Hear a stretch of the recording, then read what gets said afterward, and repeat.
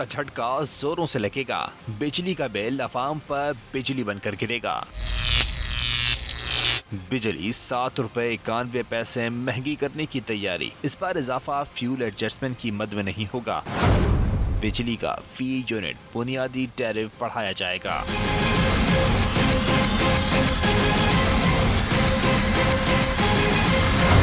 बुनियादी टैरिफ बढ़ाने की दरख्वास्त वफाकी हुकूमत ने की। नेपरा ने समात मुकम्मल कर ली। वर्किंग मुकम्मल करके हुकूमत को भिजवाई जाएगी। हतमी नोटिफिकेशन हुकूमत जारी करेगी। पावर डिवीजन हुकाम ने तकलीफ के साथ रिलीफ का लॉलीपॉप भी दे दिया।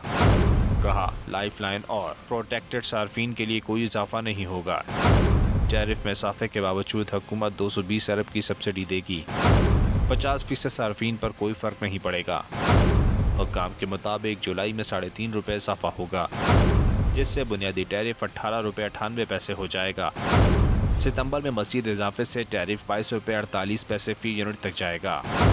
अक्टूबर में बुनियादी टैरिफ 23 रुपए 39 पैसे फी यूनिट होगा। रीबेसिंग के बाद प्रोटेक्टेड सार्फिन का बिल कम आएगा। चेयरमैन नेपरा ने कहा हुकूमत सियासी बुनियादों पर प्रोटेक्टेड सार्फिन को बचाना चाहती है। ये हुकूमत का काम है, सो बिस्मिल्लाह।